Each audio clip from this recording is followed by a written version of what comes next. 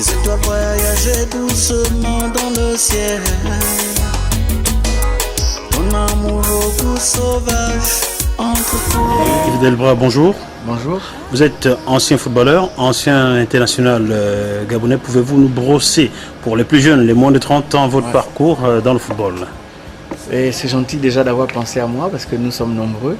Mais vous savez, quand on a rendu service de manière continue pendant plus de 10 ans comme capitaine de l'équipe nationale du Gabon, c'est normal que l'on puisse comme ça être fier d'être parmi ceux-là qui ont fait l'histoire de notre football. Écoutez, je suis arrivé en équipe nationale, j'avais 16 ans contre le Maroc. C'était en quelle année? En 1977.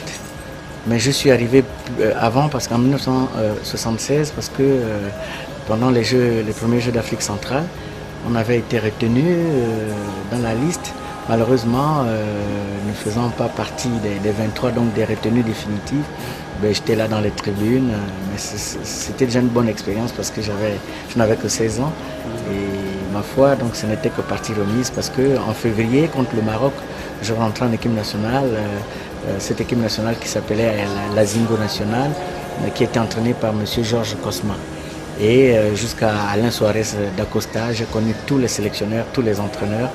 J'ai évolué au poste de latéral droit, dont je suis l'un des latéraux droits du siècle. Malheureusement, je n'ai pas pu jouer une CAN du fait que j'ai arrêté plus tôt.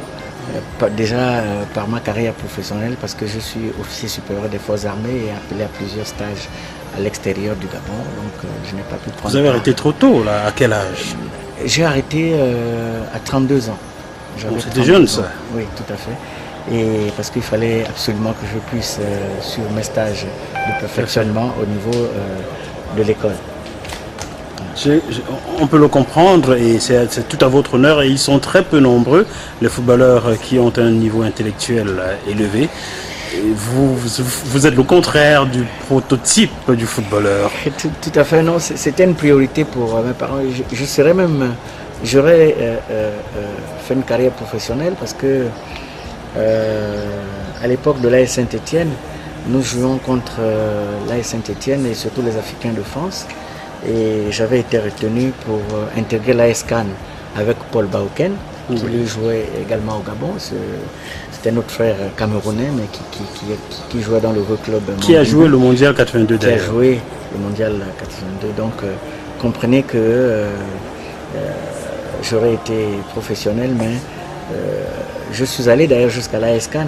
Et puis, ma mère, vraiment, elle appelait dans tous les sens, elle ne voulait pas que je reste en France, que je revienne, parce que j'étais son premier fils, fils aîné de 8 frères.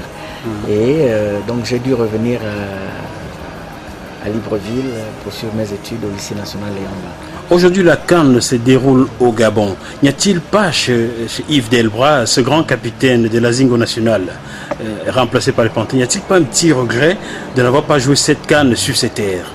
Vraiment, vous êtes en plein dans mon cœur parce que tout simplement, nous avons amené dans ce pays la première coupe de l'UDEAC.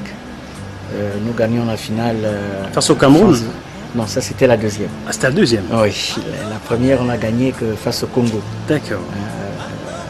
À Franceville. Donc,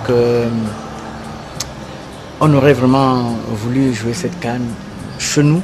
Donc vous aurez aimé jouer cette CAN, pas on?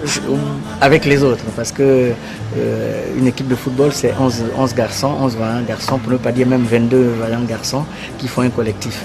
Donc je crois que notre génération, celle de Samuel Raouteo, de François Mégas, de Gimbina et consorts, de Georges Bongo, Léon Mistoul, aurait vraiment voulu être là et puis être les acteurs de cette CAN. Malheureusement, le destin, tout vient de Dieu et je pense qu'avec l'amour qu'on a pour ce pays et l'engouement que cette Coupe d'Afrique des Nations amène chez nous, fera en sorte que Dieu nous ouvre un peu plus les clés du bonheur pour que nous accédions au second tour afin que la fête puisse continuer et qu'elle soit belle pour que le peuple puisse vivre toujours derrière cette équipe nationale qu'elle porte dans son cœur. Et ma foi, vous comprenez que si on pouvait refaire le monde, ben, on aurait rajeuni de 18 ans et puis repartir vraiment pour jouer cette canne ici à Libreville.